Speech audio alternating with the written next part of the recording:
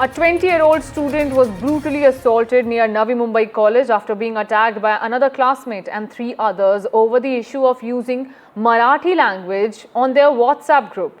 The injured student, Suraj Pawar, has filed an FIR against Faizan Naik and others for hitting him with a hockey stick on Tuesday morning after an argument on the WhatsApp group.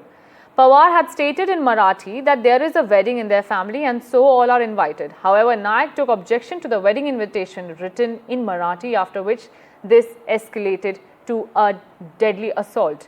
Listen in to the reactions coming in.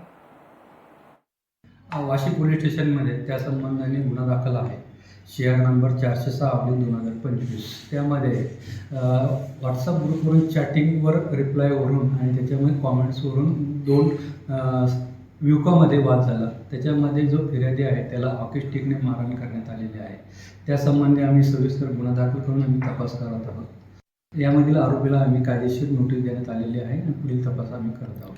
त्याच्यामध्ये आम्ही भारतीय न्याय संहिता कलम 118(1), 115(2), 352, 351(2), 3(5) भारतीय न्याय संहितेप्रमाणे आम्ही गुन्हा दाखल केलेला आहे.